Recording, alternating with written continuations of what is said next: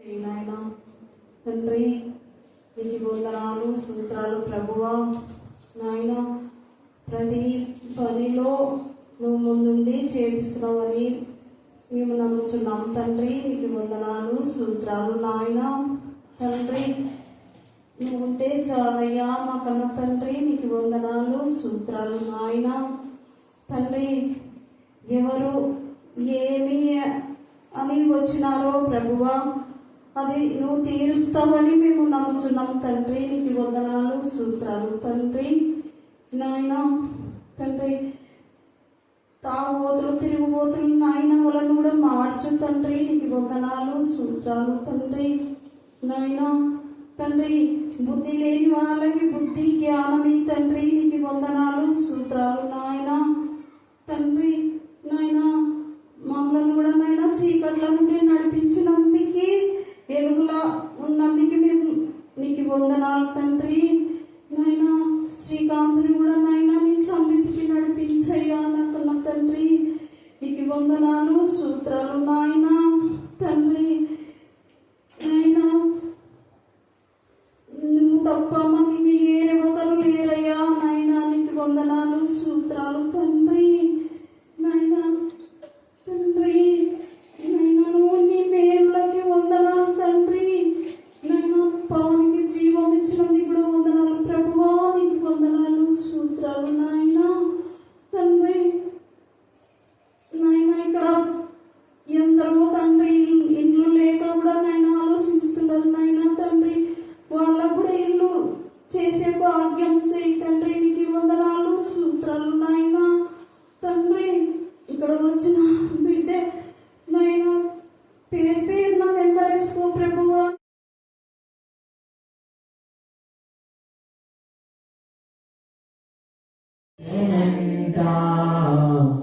చూడసకనోడంట, పశుల పాకలోనంట, దావీదు కుమారుడంట, లోకరక్షకుడంట.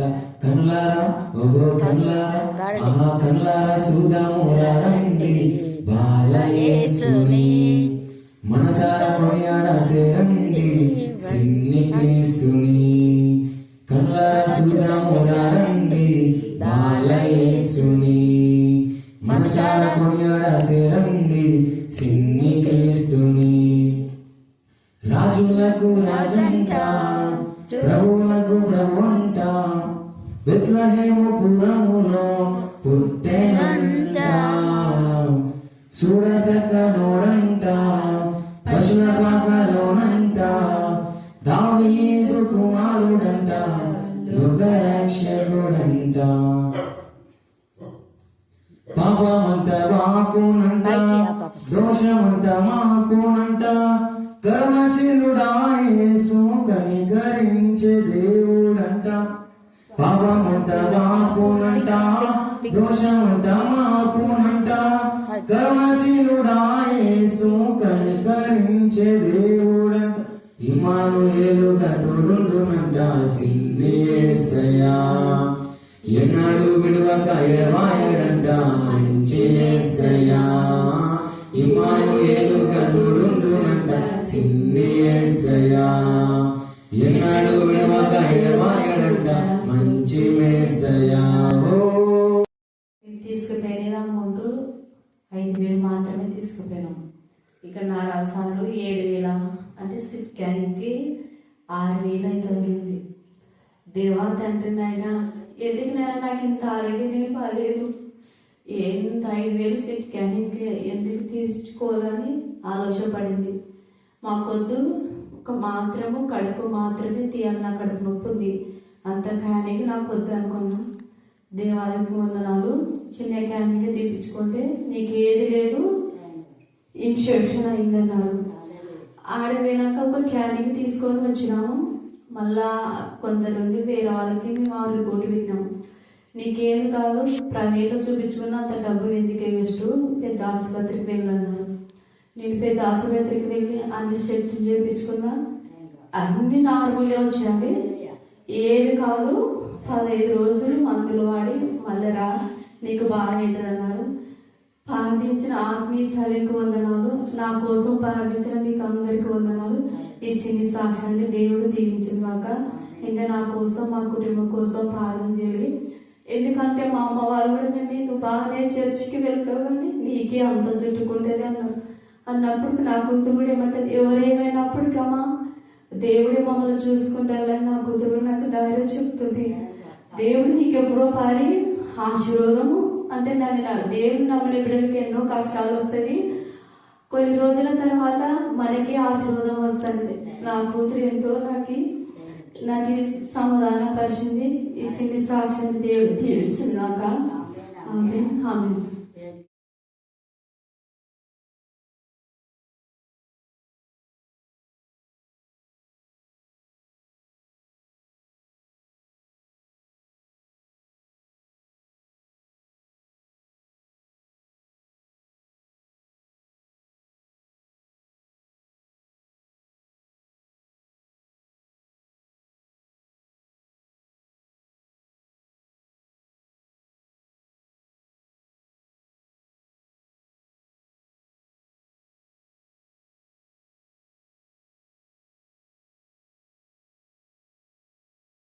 బట్టి మేము స్తుతిస్తున్నాం. మీరు చేసిన అనేక మేళ్లకు ముఖ్యంగా యవన బిడ్డలు అనేక మంది మీరు రివైవల్ చేస్తున్నారు. వారి యవన జీవితం మీకు సమర్పించడమే కాకుండా దైవ అనేకులకు వాక్యం ప్రకటించే బిడ్డలుగా వారి జీవితాన్ని మీరు వాడుకుంటున్నందుకు ఆత్మల భారం కలిగి ఆత్మల వెతుకు వెంటాడడానికి మీ కృపాంశాన్ని దయచమని ప్రార్థిస్తున్నాం. మీరు మమ్మల్ని మాకిచ్చిన రక్షణ, విలువైన రక్షణ ప్రభ, మేము రక్షణ పొంది ఎంతమంది రక్షణలోకి నడిపించామని ప్రతి దినం ఆత్మ పరిశీలన చేసుకోవడానికి ప్రతిదినం ఎంతమందికి వాక్యం చెప్పామని ప్రభు బలలో పాల్పొందిన మేమందరము పరిశీలించుకునే జ్ఞానం కలగచేది కాక. మీ ఉచితమైన కృప చొప్పున ప్రతి వారం మా ప్రభ నా తండ్రి మీ నామమును గణపరచు విధానంలో మీరు ఐక్యం అవడానికి, మీ యొక్క దైవ జనన మరణ పునరుద్ధరణ జ్ఞాపకం చేసుకోవడానికి, మీ యొక్క శరీరంలో రక్తంలో పాల్పంచుకునే ఎంత గొప్ప ధన్యత మీరు మాకు ఇచ్చారు. అందుకు మీకు ఎంత స్తుతించా కూడా తక్కువే. దైవ మీకే స్తోత్రం, మీకే స్తోత్రం, మీకే స్తోత్రం, మీకే స్తోత్రం, మీకే స్తోత్రం, మీకే స్తోత్రం. ప్రభు శరీరంలో రక్తంలో ఎవ్వరు కూడా నా ప్రభావ నిర్లక్ష్యం చేయకుండా దైవ మీ శరీరంలో రక్తంలో పాల్పొందిన ప్రతి బిడ్డ మిమ్మల్ని ప్రకటించినప్పుడు మీ శక్తి సహాయం దాయిచదు కాక. దైవ నీకే స్తోత్రం, నీకే స్తోత్రం, నీకే స్తోత్రం. మేము ఒప్పుకున్న దాన్ని చేపట్టే జ్ఞానం కలుగజేయమని ప్రార్థిస్తున్నాం. స్తోత్రం. ఒప్పుకోకపోయినా పర్వాలేదు కానీ ఒప్పుకొని చేయకపోతే అది ఎంత భయంకరమైన ఉగ్రతలో దైవ నా తల్లి మేము ఇశ్రాయేలులో 400 సంవత్సరాలు వారు మీ ఉగ్రత అనుభవించారు. దైవ నా తల్లి యాకోబు 21 సంవత్సరం మీరు మాట్లాడలేదు. దైవ ఇశ్రాయేలుతో 400 సంవత్సరాలు మౌనంగా ఉన్నారు. దైవ నా తల్లి వారు ఆ పరిస్థితిలో రావడానికి, చీకటి జీవితం నుంచి వేరే వెలుగులోకి రావడానికి మీ శక్తి, మీ సహాయం మాత్రమే మీరు మరలా అనుగ్రహించిన విధానంలో ఈ యొక్క రాత్రి కాలంతో మేము వాక్యమైన ప్రతి బిడ్డ ఆత్మ పరిశీలన చేసుకునే దైవ ఎంత కాలం మా ప్రభానార్థమే మీతో అనుబంధం కలిగి ఉన్నామో దైవనాథని మేము స్థుతించడానికి కృపాంశాము దాయించమని మమ్మను మా ఆత్మను మీ చిత్రంగా సమర్పిస్తూ ప్రత్యేక రీతిలో వాక్యం చెప్పాను. మీ బిడ్డను మీ జ్ఞానాత్మ చనిపోయి వాక్యం వింటున్నప్పుడే ఆత్మీయ మానసిక శారీరక రుగ్మత నుంచి విడిపించమని ప్రార్థిస్తున్నాం. వాక్యం వరకు రాలేకపోయామని పశ్చాత్తాపడి ఈరోజు వచ్చుండగా ఆవిడని కూడా మీరు జ్ఞాపకం చేసుకుని తండ్రి దేవా తల్లులు మా తల్లి చిన్న బిడ్డలతో వచ్చిన తల్లులను కూడా మీరు జ్ఞాపకం చేసుకుని మీరు ఆస్వాదించినందుకు మేము స్థుతిస్తున్నాం. అక్కమక్క ఈరోజు వాక్యం చెప్పడానికి మీరు శక్తిని ఇచ్చినారు, ధైర్యం ఇచ్చినారు. దేవ ఆమె ఆత్మ ద్వారా నడిపించబడినందుకు మేము స్థుతిస్తున్నాం.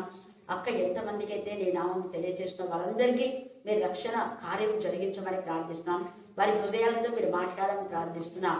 దేవాన్ని అనేక మంది మీరు నిద్రిస్తున్నప్పటికీ ఈ బిడ్డలు ఎంతో మెలుగుతో నా ప్రభావ పనులు చేసుకొని కూడా మీ సన్నిధికి వచ్చారు. అందుకు మేము స్తుతిస్తున్నాం. అలాగనే దేవుడు చక్కగా ఎగ్జామ్ రాయడానికి, సలోమి ఎగ్జామ్ రాయడానికి, దేవా పల్లవి చక్కగా ఎగ్జామ్ రాయడానికి తండ్రి, వసంత దేవా నా ప్రభా నా తల్లి, మరి అలాగే సుమిత వీళ్ళందరూ రాసిన ఎగ్జామ్లో నా తల్లి, అంకిత రాసిన ఎగ్జామ్లో మీ సన్నిధికాలు తోడుగా ఉంచి నజరైన యేసు నామం యేసు రక్తంలో వారికి ఘనమైన విజయాన్ని ఇస్తున్నారు. కష్టానికి తగిన ఫలితాన్ని ఇచ్చే దేవుడు మీరేని మేము స్తుతిస్తున్నాం.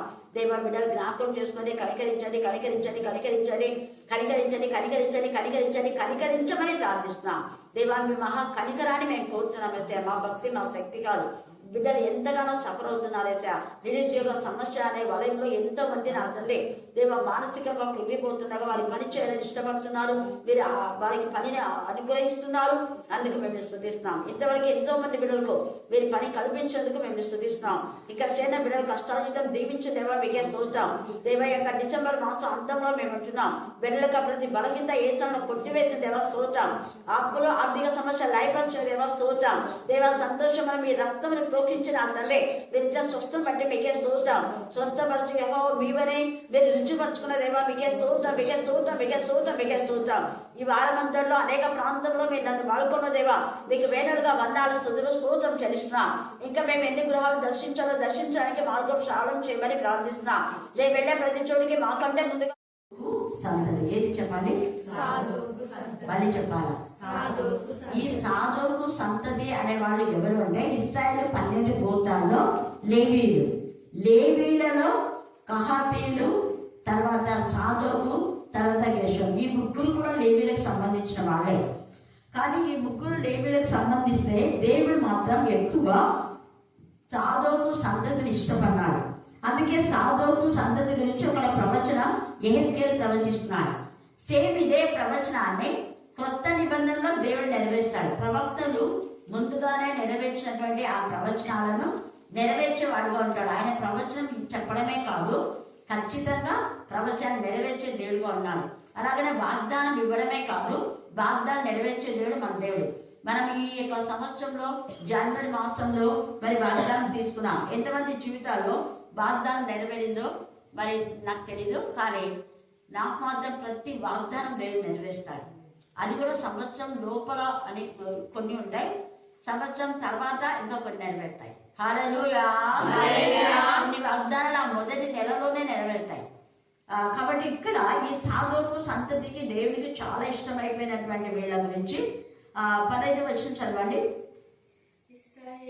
ఇశ్రాయేలీయులు నన్ను విసర్జింపగా నా పరిశుద్ధ స్థల సంరక్షణ కనిపెట్టు సాదోకు సంతతి వారకు లేవీయులైన యాజకులు పరిచర్య చేయుటకై నా సన్నిధికి వచ్చి వారే, వేరే వాళ్ళు రాకూడదు, వారే నా సన్నిధిని నిలిచి వేరే వాళ్ళు రాకూడదు. తేటగా మాట్లాడుతున్నాడు. దేవుని యొక్క ఆజ్ఞ అతిక్రమిస్తే అది పాపం, ఆజ్ఞ అతిక్రమమే పాపం. ఇలాగా సాదోకు సంతతిని దేవుడు ఏర్పాటు చేసుకుంటే ఆజ్ఞను అతిక్రమించి కొరహు వాళ్ళు అన్ని అగ్నిని బయట నుంచి తీసుకొచ్చి మేము కూడా అర్పించవచ్చు కదా, మీరేనా అర్పించేది అనేసి చెప్పినప్పుడు ఈ యొక్క అహరోను సంతతి కూడా అప్పుడు దేవుడు ఏర్పాటు చేసుకున్నాడు. వీళ్ళంతా సాదోకు సంబంధించినటువంటి వాళ్ళే. అయితే అప్పుడు కోరహులు వాళ్ళు అన్ని అగ్ని తీసుకుని అర్పించడానికి పోతే దేవుడు వెంటనే ఉగ్రుడైపోయి కోపావేశంతో అక్కడ వాళ్ళు ఇంకా ఆ ధూప పీఠం దగ్గరికి పోక ముందే ఆ మందిరంలో భూమి నెరలు విడిచి కీర్తన 91 నా ప్రభా మహోన్నతుని చాటున నివసించువాడే సర్వశక్తుని నీడని విశ్రమించువాడని మీరు సెలవిచ్చారు. దేవ అక్క నీలో నా ప్రభ నా తల్లి మీరు రెక్కల చాటున ప్రార్థన వాక్యంలో ఎదిగింది చిన్నప్పటి నుంచి. ఆ ప్రార్థన 2 రెక్కలు ఆమెను ఆధ్యాత్మికంగా ఎదగ చేసినందుకు నేను స్తుతిస్తున్నాను. దేవ ఆత్మీయంగా నీలో ఆనందించడానికి మీకు ప్రయత్నం, నూతన బలం నూతన శక్తి ప్రయత్నం, ప్రతి గాబర వేసినప్పుడు గద్దించి పాతలుగా బంధించమని కాదు. ఎంత మందికో షుగర్ నార్మల్ చేసిన అక్క కూడా షుగర్ నార్మల్ చేసినారు కాబట్టి ఈ వయసైనా ఇక్కడ నుంచి నడిచి రాగలుగుతుంది. ప్రభా ఇది ఎంత గొప్ప కృప, ఇది ఎంతగా నేను స్తుతిస్తున్నా. ఆమె ఆశను మీరు ఫలింపజేసి ఏ రోజు నా ప్రభా ఆమె శుక్రవారం కానీ మరి ఆదివారం కానీ మిస్ కాకుండా మీరు కృప దయచేస్తున్నారు. అందుకు నేను స్తుతిస్తున్నాం. మీరే నాయకత్వం సాధనకి అన్ని కూడా మీరు నాయకత్వం మీ మేరను బట్టి మేము స్తుతిస్తున్నాం. ఆహారము ఏది తీసుకోవాలో మీ దేహమునకు హానికరమైనది ఏది తీసుకోండి అని వాక్యంలో దేహమునకు హాని కలిగించే ఏది తీసుకోకుండా మీరే మీ జ్ఞానం వివేకం అక్కడికి దయచండి. విక్టోరియా కూడా ధైర్యం దయచండి. ఇందులో ఇద్దరు ఎంతో పరిచర్య చేస్తున్న వారిని బహుగా ఆస్వాదించండి తండ్రి. వారి చేసే పరిచర్య వారి పిల్లలకు ఆశ్చర్యకరంగా ఉండును గాక. దేవా గెర్షినానికి ఉద్యోగం రావడానికి మార్గం చాలా చిన్న ట్రైట్మెంట్ మీరు దయచేయండి. లక్ష్మీదేవి అక్క ఎన్నిసార్లు నా ప్రభా అక్కకు నిజంగా ఆమె యొక్క కూతురులాగా ఎంత పరిచర్య చేస్తుంది. అక్క వాళ్ళ చెల్లి కూడా ఇక్కడ ఉంది, వాళ్ళ కుటుంబాన్ని కూడా మీరు జ్ఞాపకం చేసుకోండి. వారి పిల్లలు పుష్పం మీరు దీవించండి. మీ జ్ఞానాత్మతలు భాగ్యాన్ని మా తండ్రి మీ జ్ఞానాత్మత మీరు నింపండి. అలాగే నేను లక్ష్మీదేవి అక్క వారి కుమార్తె బేబీని మీ జ్ఞానాత్మత నింపండి. నాయన మీకే స్తోత్రం, మీకే స్తోత్రం, మీకే స్తోత్రం, మీకే స్తోత్రం, మీకే స్తోత్రం, మీకే స్తోత్రం. దేవా నా ప్రభా, మరి ముఖ్యంగా నా తండ్రి దేవా, మరి ఐరన్ బండలో ఉన్నటువంటి అక్క వాళ్ళ పెద్ద తమ్ముడు చిన్న తమ్ముడు వాడికి జ్ఞాపకం చేసుకోండి. రవికి కూడా నా తల్లి మీరు మీ నామంలో మీ రక్తంలో డెకరేషన్ ఇస్తున్నారు. అందరి కోసం ప్రార్థన చేయించింది అక్క. దేవా అలాంటి అక్క నా ప్రభా, దీర్ఘాయుష్ దీర్ఘ బలాన్ని దీని శక్తిని నెమ్మది మీరు కలుగొచ్చేయమని ఏసునామమున ప్రార్థిస్తున్నాం తండ్రి. ఆమేన్, ఆమేన్, ఆమేన్. పాప పరిహారార్థ వలె పశు రక్తం కొంచెం తీసి మందిరపు ద్వారబంధముల మీద బలిపీఠపు చురు 4 మూలల మీద అయినందున దేవా ఎల్లప్పుడూ మేము స్తుతించడానికి మీ కృపాసారం దయచేయండి. అలాగనే మా రక్షణకు నా ప్రభా కారకులైన అనేక మంది దైవజనులను బట్టి దేవా వారు మాకు వాక్యం చెప్పకపోతే మేము రక్షణలోకి వచ్చి ఉండే వాళ్ళం కాదు ప్రభా. మీరు ఇచ్చిన దైవజనులందరిని బట్టి నేను స్తుతిస్తున్నాం. మీరు పంపిన ప్రవక్తల ద్వారా మీరు మాట్లాడినారు, వారిలో మీరున్నారు, వారిలో మీరుండి నా అందరిని మాట్లాడినందుకు మేము స్తుతిస్తున్నాం. ఈ యొక్క దినముల అంతమందు నా ప్రభ నా తండ్రి అనేక మందితో మీరు మాట్లాడాలని ఇష్టపడుతున్నందుకు మేము స్తుతిస్తున్నాం. మీ మాట శక్తివంతమైంది, మీ మాట భూతి గంధాలకు బయలు వెళ్ళేది ప్రభా. దేవా మీ మాట నిరర్ధకం చేసే ప్రతి ఒక్కరిని గద్దించి బుద్ధి చెప్పమని ప్రార్థిస్తున్నాం. మాకు విరోధంగా రూపబడిన ఏదం వందరదని సెలవిచ్చిన దేవా, మాకు విరోధంగా సనిగే సనుగులను కూడా వేస్తున్నాం, లయపరచమని ప్రార్థిస్తున్నాం. స్తోత్రం. నీ వాక్యంకి వచ్చే ప్రతి ఆటంకం వేస్తున్నాంలో లయ మౌనంగా ప్రభా. స్తోత్రం. అలాగనే ఇక్కడ చేరిన ప్రతి బిడ్డను మీ ఆత్మతో శక్తితో మీరు నింపమని దేవా, వాక్యం చెప్పిన నీ బిడ్డలందరి జీవితాలు వెలుగుమయంగా ఉండటానికి మీ కృప దయచేయమని వాక్యం వాక్శక్తిగా మీరు మార్చిన తండ్రి దేవా, ఆ బిడ్డలందరూ కూడా జీవిత పర్యంత వరకు నీకు సాక్షులుగా సాధాలుగా దేవా నీకు మహిమకరమైన జీవితాన్ని జీవించులాగునా కృప దయచేయమని మరి ముఖ్యంగా అక్కకు మీరు ఇచ్చిన ఆరోగ్యాన్ని బట్టి మేము స్తుతిస్తున్నాం. డాలిని మీరు తాకి ధైర్యపరిచి ఈ రోజు ఆధ్యాత్మికంగా నా తండ్రి బిడ్డకు ఒక సంతోషాన్ని మీరు కలుగజేస్తున్నారు. చింత దిగులు యావత్తు తొలగించిన దేవా స్తోత్రం. దేవా మీకే స్తోత్రం, మీకే స్తోత్రం, మీకే స్తోత్రం, మీకే స్తోత్రం, మీకే స్తోత్రం, మీకే స్తోత్రం. మీరు చేసిన మేళ్ళంటి బట్టి మేము స్తుతిస్తూ చదవన వాక్యమును వాక్శక్తిగా మీరు మార్చండి. వాక్యంలో ఉన్నది ఉన్నట్టుగా మేము నేర్చుకోవడానికి ప్రదాయించండి. వాక్యమును కలిపి చెరిబడి బోధలన్నీ కూడా లయపరచమని మమ్మను ఆత్మను మీ చేతులకే సమర్పిస్తున్నారు. జైనా యేసుక్రీస్తు శక్తిగల నామమున ప్రార్థిస్తున్నాం తండ్రి. ఆమేన్. దేవునికి ఇవ్వాల్సిన ఘనత మహిమ ప్రభావం అన్ని కూడా ఎక్కువగా అందరు కలిసి ఆ రోజు చేస్తున్నా అంటే పండుగ రోజు చేయి.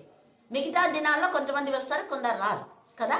అందుకని దేవుడు ఇక్కడ ఏం చేస్తున్నా అంటే కొన్ని దినాలను గురించి అక్కడ తెలియచేస్తున్నాడు. చూడండి 18వ వచనం, మొదటి నెల మొదటి దినమున నిర్దోషమైన కోడెను తీసుకొని పరిశుద్ధ స్థలం నిమిత్తము పాప పరిహార బలి అర్పింపవలని. ఎప్పుడంట? అందరు చెప్పాలా? మొదటి నెల మొదటి దినం అంటే జనవరి 1వ తేదీ. గుర్తుందా? సంవత్సరంలో అట్ ద బిగినింగ్ మనం దేవుని వెతకాలి అనేది ఇక్కడ అర్థం. మూల అర్థం ఇక్కడ పులియం పెట్టే పండుగ అన్నా దేవుని వెతకడం అన్నా కూడా ఒకటే. దేవుని వెతికేటటువంటి విధానంలో లేదా దేవుని ఆరాధించడం, దేవుని గణపరచం, దేవుని మహింపరచం, దేవుని స్తుతించాం, దేవుని నామం పేరిట అందరు కలిసి గ్యాదరింగ్, అందరు కలిసి కూడుకోవాలి. ఇక్కడ ఈ పస్కా పండుగలో ఒక్కొక్క గోత్రం చొప్పున వాళ్ళు కూడాలి. ఒక్కొక్క గోత్రంలో ఒక నిర్దోషమైనటువంటి పొట్టేలు చక్కగా చెప్పాడు. పాప పరిహార్థ బలిగా, అపరాధ పరిహార్థ బలి, నైవేద్య బలి, సమాధాన బలి 5 బలులు ఉన్నాయి. ఈ బలులకు సంబంధించిన బలులు కూడా ఆ రోజు ఇవ్వాలి, అంటే మాంసం అది. తర్వాత ఆహారం ఏంటి అంటే పులియని రొట్టెలు చేసుకోవాలి. పులియని రొట్టెలు అంటే జొన్న రొట్టె, అవిసె రొట్టె కదా. మీరైతే ఆ రోజు సంక్రాంతి అప్పుడు ఏ రొట్టె వేస్తారు? సద్ద రొట్టె, నువ్వులు వేసి సద్ద రొట్టె. అప్పుడు నేను దేవుణ్ణి అడిగినప్పుడు దేవుడు నాకు ఇచ్చిన జ్ఞానం ఇది.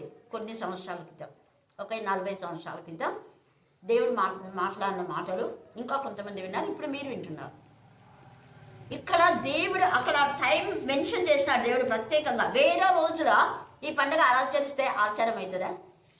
క్రిస్టమస్ రోజు కాకుండా వేరే రోజు ఈరోజు మనం క్రిస్టమస్ చేసుకుందామంటే ఎవరైనా నవ్వుతారు, అవునా కదా? 25 కాకుండా జనవరి 1వ తేదీ ఈరోజు క్రిస్టమస్ అంటే కదా మేమన్నా ఈరోజు సంవత్సరంలో మొదటి నెల. ఇది శుద్ధీకరణ, ఏసైని శుద్ధి చేశారు ఆ రోజు. శుద్ధీకరణ దినం. యాక్చువల్గా 8వ రోజు శుద్ధీకరణ దినం, పరిశుద్ధమైన దినం. ఇక్కడ ఈ పస్కా కూడా పరిశుద్ధంగానే ఆచరించాలి. అది ఎప్పుడంటే ఎప్పుడు ఆచరించకూడదు, ఆ నియమించిన నియామక కాలంలో మాత్రమే. అలాగనే దేవుడు కూడా ఏం చేస్తున్నాడంటే యెహోవా మీకు దొరుకు కాలంలో మీరేం చేయాలా? గట్టి ఇవ్వండి, గుర్తు చేయండి. డాన్స్ ఎవరు ముందే చెప్పింది? రోజు మనకి ఒక పాయింట్. నేను అందుకే క్విజ్ ఉంటుంది, వాక్యంలో ఉంటుంది, అయిపోయిన తర్వాత కూడా ఉంటుంది. దేవుడు దొరికే కాలంలోనే వెతకాల. అంటే దొరకని చోట వెతికితే నువ్వేం ప్రయోజనం ఉండదు. మరి దేవుడు ఎక్కడ దొరుకుతాడు? ప్రశ్న. దేవుడు ఎక్కడ దొరుకుతాడు?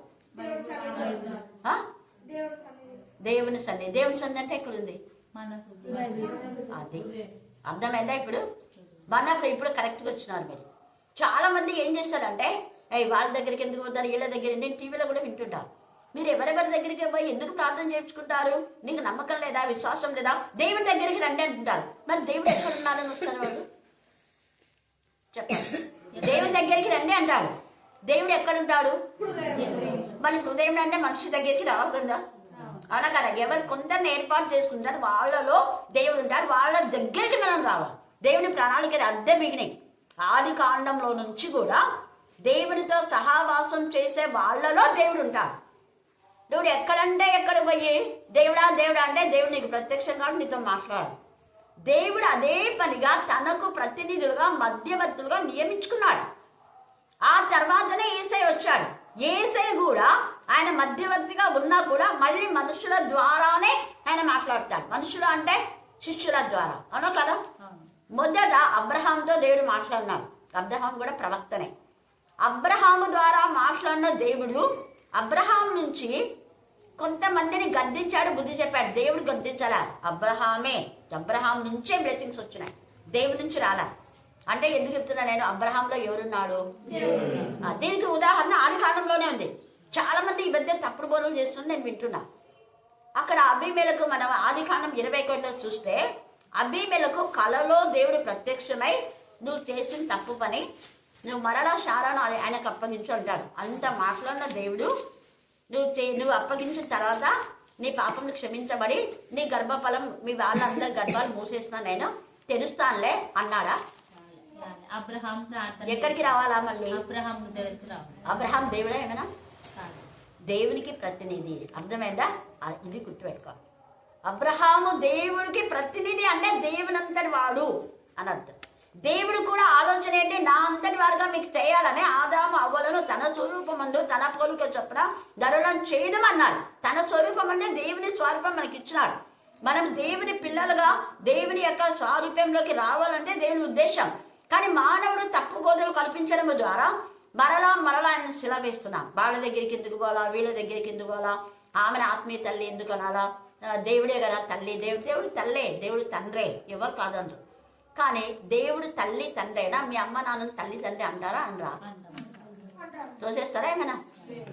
మరి మీ అమ్మ నాన్నని పుట్టించింది ఎవరు? దేవుడు. కాబట్టి దేవుడు తల్లిదండ్రే, పెద్దలు కూడా తల్లిదండ్రే. రూపు ఏమంటారంటే మనము రోమా 16వ అధ్యాయంలో రూపుకు తల్లి ఆమె, నాకును తల్లి అంటారు. మీరు తర్వాత చదువుకోండి, టైం లేదు ఇప్పుడు. సింపుల్గా దేవుడు దొరికే కాలంలోనే మనం ఆయనను వెతకాలి. అయితే దేవుడు ఎక్కడ దొరుకుతాడు అంటే అనేక మంది దేవుడు ప్రత్యేకించి ప్రతిష్ఠించిన మనుషులలో. అప్పటికి ఈ లేఖన భాగం ఉందా? లేదు. కాబట్టి మనుషుల ద్వారా దేవుడు మాట్లాడినాడు. మోషే ద్వారా దేవుడు మాట్లాడినప్పుడు కొంతమంది తప్పుడు బోధలు ఇప్పుడు అన్నాను కదా, అలా బోధ చేసే వాళ్ళ దాకా కోరహు అభిరాము దాతము ఏం నీతోనైనా దేవుడు మాట్లాడింది, నీకొక్కరికైనా దేవుడు నాతో కూడా మాట్లాడినాడు, నేను కూడా చేయొచ్చు అని విర్రవిగారు. చూడండి, సంఖ్యాకాండము 16:3-5 చదవండి. సంఖ్యాకాండము 16:3-5. మోషే అహరోనులకు విరోధంగా అండర్లైన్ చేసుకొని ఎవరు తప్పు బోధ చేస్తారో వాళ్ళకి గద్దించి బుద్ధి చెప్పాలి. చెంప చెల్లు మనలా చెప్పాలా. మోషే అహరోనులకు విరోధంగా మాట్లాడితే దేవుడికి ఎందుకు కోపం రావాలా? నన్నంటే నేను కోపం రావాలా? అంతే కదా. రోజు మని అంటే నాకెందుకు కోపం రావాలా అని మీరు అనుకోవచ్చు. రోజు మని అంటే నాకు కోపం వస్తుంది. ఎందుకు వస్తుంది? ఇష్టం అని కాదు, కరుణాపీఠంలో ఉన్న వాళ్ళు ఎవరన్నా కూడా నేను అస్సలు ఊచుకోను. ఖచ్చితంగా వాళ్ళకి షెడ్డికి ఇస్తాను. దేవుడు కూడా అంతే. దేవుడు మోషేలో అహరోనులో ఉన్నాడు. అలాంటి వాళ్ళకు విరోధంగా మాట్లాడితే దేవుడికి విరోధంగా మాట్లాడినట్టు. ఇంకా అక్కడంతా మీరు పదాలంతా చదువుకుంటే చాలా విషయాలు ఉన్నాయి. అలాంటి వాళ్ళు ఎవ్వరు కూడా మనుషులను అంటే మనుషులు నమ్ముకున్నట్టు కంటే యెహోవాను ఆశ్రయించుదా అనే మాట మాట్లాడినా ఆ మనుషులు లోకానుసారమైన మనుషులని చెప్తారు, అంతేగాని దేవుని పిల్లలని తప్పుడు బోధలు చేయరు. ఇక్కడ ఎంత తేటగా అక్కడ మోషే అహరోనులకు విరోధంగా వాళ్ళు సనిగినారు. మరి సనిగితే దేవునికి ఎంత కోపం వచ్చిందో తెలుసా? చూడండి 28వ వచనం చదవండి. 16:28. మోషే ఈ సమస్త కార్యం చేయుటకు యెహోవా నన్ను పంపెననియు. చూడండి అంటున్నారు కదా, మీరు ఎందుకు ఇంత అసహ్యంగా ఇంత నీచంగా మీరు మాట్లాడుతున్నారు? ఏం నన్ను తల్లి తండ్రి అంటే మోషేని తల్లిగా తండ్రిగా వాళ్ళు భావించినారు. కొంతమంది భావించినందుకు వాళ్ళపైన వీళ్ళు తిరుగుబాటు చేస్తున్నారు. ఏం మోషేని బల హెచ్చించుకుంటున్నాడు? దేవుడు చేసేది, మోషే ఏం చేస్తున్నాడు? ఇంకెన్నైనా మాట్లాడుతుంటారు. అప్పుడు ఇక్కడ అంటున్నారన్నమాట, మోషే మీద మిమ్మల్ని మీరే ఏ విధంగా చేసుకున్నారు అని దేవుడు అన్నప్పుడు ఇక్కడ దేవుడు కూడా దేవుడిని అడుగుతున్నాడు. మోషే, దేవా నువ్వు నన్ను పంపినావు కదా, నువ్వు చెప్తే కదా నేను వచ్చింది. నువ్వు చెప్పకుండా నేను ఏ పని చేసినా నన్ను శిక్షించు. నువ్వేం చెప్పమంటే అది వీళ్ళకి చెప్పినా. కానీ వీళ్ళు ఏమనుకున్నారు, నేనేదో పెద్ద నాకు నేనుగా బిల్డప్ ఇస్తున్నానని, నేనే దేవుని లాగా ఉన్నానని వీళ్ళు అనుకుంటున్నారు. మరి వీళ్ళకి నువ్వే బుద్ధి చెప్పుదేవా అని ఇక్కడ అంటారు. నన్ను చదవమా. నా అంతటా నేనే అండర్లైన్ చేసుకోండి. నిజమైన ఆత్మ సంబంధులు వారంతట వాళ్ళ ఏది చెప్పారు, గద్దించారు. ప్రార్థన చేసినా అంటే దేవుడు వాళ్ళతో ఉండి ప్రార్థన చేపిస్తాడు. వాళ్ళ గద్దించినా అంటే దేవుడు వాళ్ళ ఉండి గద్దిస్తాడు. రక్షణ యూదుల నుంచి వస్తుంది. యూదులు దేవుని ప్రతినిధి.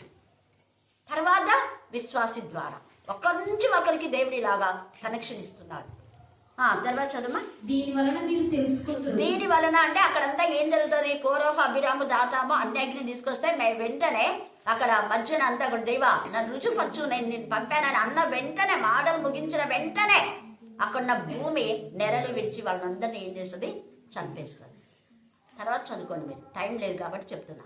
250 మంది వెళ్ళారు అన్ని అగ్నిని తీసుకొని. వాళ్ళంతా చచ్చిపోతే అప్పుడు మళ్ళా మోషే వచ్చి దేవుని సన్నిధిలోకి వచ్చింది కాబట్టి ఆ ధూపం ఇది ప్రమిద దాన్ని మాత్రం తీయండి, అగ్ని మాత్రం బయట పారేయండి అంటారు. అగ్ని లోపల దగ్గర బయట పారేయండి. అన్ని అగ్ని తీసుకొచ్చారు. అన్యుడు ఎవ్వరు ఏ పని చేయకూడదు. గౌరవతో అంటాడు, మీరు లేవీలే, కానీ మీకు ఇచ్చిన పని దేవుడు మీకు ఇచ్చినాడు, మీకు పని ఇచ్చినాడు కదా అని అహంకారంతో ఇలా చేయకూడదు. మీరు ఏదో వాక్యం చెప్పడానికి దేవుడు సమయం ఇచ్చినాడు కానీ ఇష్టానుసారంగా వాక్యం చెప్పడం కాదు. మనకు వచ్చిందంతా నోటికి వచ్చిందంతా పాడడం కాదు, నోటికి వచ్చిందంతా ప్రార్థన చేయడం కాదు. ఆత్మ విషయంలో దేవుని ఆత్మ ప్రేరేపణతోనే ప్రార్థించాలి, పాడాలి, స్తుతించాలి, మహింపరచాలి, వాక్యం కూడా చెప్పాలి. అందుకు భిన్నంగా ఏది చేసినా కూడా అగ్ని అంటే అన్యమైనటువంటి కలిపి చెరబడి బోధలు ఏదున్నా దేవుడు సహించాడు. అది అక్కడ. తర్వాత 48:50 చదవండి. మీరు ఇంటికి వెళ్తే 10 సార్లు చదువుకోండి. అతడు చచ్చిన వారికి బ్రతికిన వారికి మధ్యను నిలబడగా. అది మధ్యన నిలబడినాడు ఎవరు? మోషే. చచ్చిన వారికి బతికిన వారికి మధ్యన నిలబడగా తెగులు ఆగింది. గట్టిగా చెప్పండి, హల్లెలూయా, హల్లెలూయా, హల్లెలూయా. ఇక్కడ తెగులు ఆగడానికి దేవుడు నిలబడలేదు. ఎవరు నిలబడినారు? మోషే. ఎందుకు నిలబడినాడు? దేవుని ప్రతినిధి. ఇది అంటే దేవుడు ఆయనలో ఉండి మాట్లాడుతున్నాడు, ఆయనలో ఉండి పని చేస్తున్నాడు. చాలా మంది ఆయనలో ఉండి, మొన్న అక్కమ్మక్క చెప్పింది అదే, నేను అసలు ఊరుకున్న అక్కకు ప్రేరేపణ వచ్చి నేను వాక్యం చెప్తాను అక్క అనింది. ఎంత ఇదిగా అక్క కాదు మనల్ని గద్దించేది, అక్క కాదు చెప్పేది, అక్కలో దేవుడు ఉండి. విన్నారు కదా మీరంతా? ఎంతమంది విన్నారు? ఎంత తేటగా అక్కను తల్లి అంటున్నామంటే దేవుని మనం తల్లి అంటున్నాము అనింది. ఎంత ఆమె ఆత్మతో నింపబడి చెప్పిన మాట, ఆమె చెప్పిన మాట కాదు. చదువురాదా ఆమెకు? నేను మన ఎన్నిసార్లు వాక్యం చెప్పమంటే చెప్పాలా? యథార్థంగా చెప్పింది, ఉన్నది ఉన్నట్టుగా చెప్పింది. తర్వాత పరిశుద్ధత గురించి ఎంత తేటగా చెప్పింది. తప్పు చేస్తే గద్దించాలి అని చెప్పింది కదా. కాబట్టి ఇక్కడ వీళ్ళు తప్పు చేశారు, గద్దించారు, గద్దింపునకు లోబడి శిక్ష వచ్చింది. 14,700 మంది చేస్తారు అక్కడ. సంఖ్యాకాండం 16 చివరిలో మీరు చూసుకోండి ఉంది. ఇదంతా ఎందుకు ఇప్పుడు మనం చెప్తున్నామంటే దేవుడు ఆచరించమంది చెప్పింది చేయకపోతే పస్కా పండుగ ఏ నెల అంటే ఆ నెలలే చేయాలి. దేవుడు దొరికే కాలంలోనే మనం ఏం చేయాలి? వినాలి. అంటే ఇంత ఇదిగా వాక్యం వినబడుతున్న వీధులలో చాలా మంది నిర్లక్ష్యంతో ముసలమ్మ ముచ్చట పెట్టింటారు, బట్టలు ఉతుకుతుంటారు గట్టిగా. మళ్ళీ ఈ టైంలో పొగ పెట్టుంది అంటే రబ్బర్ వాసన ఏదో పెడతారు. మనం ఏమనుకుంటాం, ఎక్కడైనా వైర్లు కాదు చెప్తాము. ఈ టైంలో చెయ్యొద్దండి మీరు. వాక్యం చెప్పేటప్పుడు కనీసం పాడేటప్పుడు అయితే మనం ఏదో చేస్తాం. వాక్యం చెప్పేటప్పుడు మాత్రం ఒక అర్ధగంట ఉండి ముందన్నా చేయండి, తర్వాతనే చేయండి. ముందే చెప్తానే కరెక్ట్ వాక్యం టైంలోనే పెట్టింటారు. ఎంత సైతం వద్దన్నా చేస్తారు, చేస్తుంటారు. మళ్ళీ ఏదో ఒకటి శిక్ష వస్తుంది, మళ్ళీ బాధపడకుండా మళ్ళీ క్షమించాలి. ఇవన్నీ చేసేది ఎందుకు, క్షమించమని చెప్పేది ఎందుకు? ముందు చెప్తాను కదా, అర్ధగంట ప్రార్థన, వాక్యం చెప్పేది. పాటలు పాడేటప్పుడు చేస్తా, నేను పోయి ఏదో ఒకటి చెప్పి లేదమ్మా పొగవాసనాన్ని బయట పోయి చూస్తాం చెప్తాను.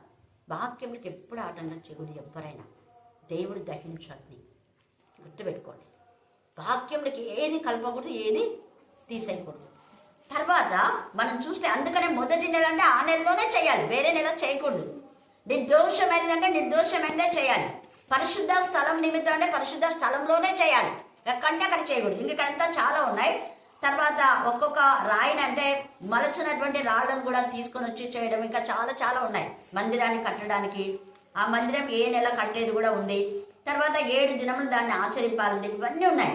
తర్వాత 46వ అధ్యాయంలో ఏమంటున్నాడు అక్కడ 1వ వచనం ప్రభువైన యెహోవా సెలవిచ్చినదేమనగా తూర్పు తట్టు అంటే తూర్పు తట్టే పోవాలి. నేను లేదు ఈ తట్టు పోతానంటే అనగు, అదే వ్యతిరేకం అంటే, అదే విరోధం అంటే. మోషే చెప్పిన దానికి వాళ్ళు అదే విరోధం చేశారు. లేవీలు అహరోను సంతతి మాత్రమే అక్కడ మరి ధూపం వెయ్యాలంటే మేము ఎందుకు వేయకూడదు, నీకు ఒక్కరికైనా దేవుడు కనపడింది. దేవుడు అన్నాడు, మోషే నా ప్రతినిధి, మోషే నా ఇల్లంతట్లో నమ్మకమైన వాడు. సంఖ్య 12లో కూడా ఇదే ఉగ్రత వచ్చింది. 12 నుంచి మీరు చదివితే 20 దాకా సేమ్ ఉంది, ఎవరెవరు ఉగ్రత పొందింది. అక్కడ మిరియాముకు ఉగ్రత వస్తుంది, మిరియాం కూడా సేమ్ చనుకుతుంది. మోషేకి తెలియకుండా లోపల చనుకుంటుంది. వాయబ్బ పెద్ద మోషనే పెద్ద భక్తుడు, ఇంకా ఆయనకు మాత్రమే దేవుడు కనపడినాడు. రే అహరోన్, నీకు కనపడలేదా, నాకు కనపడలేదా, నీతో మాట్లాడలేదా, నేను పాట పాడలేదా, నేను డ్యాన్స్ చేయలేదా, ఏమిరా అనింది. ఎందుకంటే అహరోన్ కూడా తమ్ముడు, ఈమె ఫస్ట్ కదా, ఫస్ట్ బాధ. అవును లెక్క, నిజమే లెక్క అంతా కూడా అని అన్నాడు. కానీ దేవుడు మిరియాం ప్రేరేపించినందుకు అహరోను క్షమించాడు, ఏర్పరచుకున్నాడు. కాబట్టి మిరియానికి శిక్ష వచ్చింది. ఆ తర్వాత ఎక్కడ ఆమె పాడినట్టు నాట్యం చేసినట్లేదు, అక్కడ పెద్దగా తిట్టుకోలేదు కూడా. ఊరికే ఏమనేది, మోషే ఒక్కరితోనేనా, మాతో మాట్లాడలేదా దేవుడు? అప్పుడు దేవుడు అన్నాడు, మీతో నేను మాట్లాడాల, మోషేతో ముఖాముఖిగా నేను మాట్లాడతా. మోషేకి నేను దర్శనమిచ్చాడు, మీకు ఇవ్వలేదే. మోషే నీతిమంతుడు, నమ్మకమైన వాడు, మీరు అలా లేరు, మిమ్మల్ని మీరు ఎందుకు హెచ్చించుకుంటున్నారు అన్నాడు. అంటే ఏది దేవుడు చెప్తే అది మాత్రమే మనం చేయాలి. అందుకే యెహోవా దొరుకు కాలంలోనే మనం ఆయనని వెతకాలి. తర్వాత ఇది పరమగీతంలో 3వ అధ్యాయం 1-2 వచనాలు చదవండి. ఆమె వెతకాలనుకుంది తన ప్రియుని. తన ప్రియుడు అంటే మన యొక్క ప్రాణప్రాయమైనటువంటి దేవుణ్ణి అనుకుందాం. అక్కడ ఆమె ఏం వెతుకుతుందంటే తన ప్రియుడిని. రాత్రి వేళ ఇక్కడ పరుండిందంట. నువ్వు పండుకొని నేను వాక్యం వింటున్నా, మా వంట వేసుకుంటే వాక్యం విను, ఎవరు వద్దనలేదు. కానీ దేవుని స్తుతించినప్పుడు మెలకు కలిగి మోకాళ్ళు ఉండి సాగిలపడి చేతులు ఎత్తి నిలబడి ప్రార్థన చేయాలి, అది ఆనర్. అదే ముస్లిమ్స్ వాక్యం విన్నామంటే మక్కా వెంటనే వాళ్ళు ఏం చేస్తారు, ముసుకేసుకుంటారు. ఆ వెంటనే వెళ్ళి కదా, వెంటనే ఎవరిని మాట్లాడినివ్వరు, మౌనంగా ఉంటారు, వేరే వాళ్ళతో రెస్పాన్స్ ఇవ్వరు. అది భయం అంటే. మనలోకుండా భయం చూడండి ఎంత ఇదిగా. వాళ్ళ దేవుని ఆలయం వచ్చిందంటే హైదరాబాద్ కూడా నాగలాపురం పోయినప్పుడు అక్కడ వస్తుందంటేనే వెంటనే దాని నుంచి ఇట్లా కిటికీలను చూసి మొక్కుకుంటుంటారు. వాళ్ళ భక్తి నోరు లేని ఆ బొమ్మకే వాళ్ళకి అంత భక్తి ఉంటే మనం దేవునికి ఎంత ఘనత ఇస్తున్నాం. వాక్యం వినబడుతుంది, వినబడుతున్నప్పుడు దేవునికి మనం ఎంత లోబడుతున్నాం. లెక్క అడుగుతాడు ఈ వీధిలో ఎంతవరకు ఈ వాక్యం వినపడుతుందో అంతవరకు దేవుడు ప్రతి ఒక్కరిని లెక్క అడుగుతాడు. ఆయన ఊరుకోడు. ఇక్కడ లెక్కలు చేస్తున్నాడు. ఇక్కడ కూడా ఆమె రాత్రి వేళ వెతికింది కానీ దొరికినాడా, దొరకల. తర్వాత ఏమైంది, కనబడకేండేను. ఇప్పుడు ఏమంటుంది, చీకట్లో వెతికింది దొరకదా. అప్పుడు బుద్ధి వచ్చింది ఆమెకు, నేను ఇప్పుడే లేచదను. అది లేచి పట్టణం వెంబడి అంటే పగటి వేళ వెలుగులో ఇప్పుడు ఎత్తుకుతుంది. ఆ రాత్రి చీకటి విడిచింది, చీకటి సహవాసం, చీకటి యొక్క చెడు ఆలోచనలు, చెడు తలంపులు మరి దేవునికి బిడ్డల పైన వ్యతిరేకమైన ఆలోచన అన్ని విడిచిపెట్టి ఆమె పరిశుద్ధుల సహవాసంలోకి ఎప్పుడు వచ్చిందో అప్పుడు కొంత దూరం పోతే తన తీయడానికి ఏమైంది దొరికిన. చూసావా, వెలుగులో వెతకాలి. నాణం పోయినటువంటి స్త్రీ ఎక్కడ వెతికింది నాణాన్ని? ఇంట్లోనే వెతికింది. పోగొట్టుకున్న కానీ ఇంట్లో వెతికింది. ఇంకా ఇంకా వెలుగులో దీపం వెలిగించి ఇంట్లోనే వెతికింది. కానీ దీపము వెలిగించి వెలుగులో వెతికినందుకు ఆమె దొరికింది. ఊడ్చినా దొరకలా, ఎన్ని రోజులు ఎతికిందో దొరకలా. కానీ దీపం వెలిగించినప్పుడు మాత్రమే, మన ఆత్మ దీపమును వెలిగించుకుంటే నీకు దేవుడు ఆత్మ జ్ఞానం ఇస్తాడు. ఆత్మ సంబంధంగా ఎలా వాక్యం చెప్పాలి, ఎలా బోధించాలి, ఎలా పాడాలి, ఎలా ప్రార్థన చేయాలి, ఇతరుని ఎలా దేవుళ్ళలోకి నడిపించాలి అన్న జ్ఞానం ఇస్తాడు దేవుడు. ఆత్మ జ్ఞానం ఉండే వాళ్ళు అస్సలు మౌనంగా ఉండరు. వాళ్ళు ఎవరికైనా వాక్యం చెప్తారు, ఎక్కడైనా. ఇప్పుడు అఖిల అదేదో షాప్లో చేస్తున్నాడు, వాళ్ళకి చెప్తాడు, వాళ్ళ కోసం ప్రే చేయమంటాడు. ఇంతకుముందు అక్కడ షాప్ చేస్తున్నా, వాళ్ళ కొడుకుని తీసుకొచ్చినా, వాడు ఇంటర్ పాస్ అయినాడు. మళ్ళీ కొబ్బరి నుండి తీసుకొని వస్తారు. ఈ మధ్య ఎవరో విజయ అనే అదే డిగ్రీ చదివిన వాళ్ళు, తర్వాత అస్లాం వాళ్ళ బుద్ధిని కోసం ప్రే చేపిస్తే వచ్చిందా లేదా? వచ్చిందని చెప్పినాం కదా, మీరే మళ్ళీ అక్కడ వైపు చూస్తారు. హల్లెలూయా. ఎంత నమ్మకంతో వస్తామని చెప్పాడు. ప్రార్థన చేపించు మేడంతో అని. మీరంతా నమ్మకంగా చేసినందుకే మరి పోయిన ఆమె కొంతమంది చెప్పింటారు, ఆడ చూసి ఈడ చూసి మీ వద్ద వాళ్ళతో పోయింది, వీళ్ళతో పోయింది, చచ్చిపోయింది, ఏదైనా చెప్పింటారు కదా. కానీ వాళ్ళు ఏమి నమ్మాలి? దేవుని నమ్ముకున్నారు, వచ్చిన్నారు, మంచిగా ఉన్నారు. హల్లెలూయా. హల్లెలూయా. అలాగనే పవన్కు దేవుడి వాక్యం చెప్పకపోతే పవన్ ఇక్కడికి వచ్చేవాడా? పవన్ రక్షణకు మరి ఎవరు కారకులు? అదే దేవుడే. మళ్ళీ దేవుడు అంటాం, దేవుడే. మధ్యవర్తి ఎవరు? అది ఎప్పుడు మర్చిపోకూడదు. కృతజ్ఞత కలిగి ఉండాలి. ఎవరైనా పక్క ప్రతిరోజు ప్రార్థన అదే చేస్తుంది. ఆమె నేను చేసేటప్పుడు నేర్చుకుందో ఏమో తెలియదు, ప్రతిరోజు ఖచ్చితంగా చేస్తుంది. పవన్ బ్రతికించిన దేవాస్తోత్రం, శ్రీకాంత్ను కాపాడు, దేవుడి మందిని నడిపించు, మా అన్నకు రక్షణ ఇచ్చడం, మా అమ్మకు రక్షణ ఇచ్చు. అది మనకు ఆత్మీయంగా నడిపించే వాళ్ళు లైఫ్లో మర్చిపోకూడదు. అదే 16వ అధ్యాయం అపోస్తలుడైన పౌలు రాస్తాడు. రూపు తల్లి నాకును తల్లి లాంటిది ఆమె అంటాడు.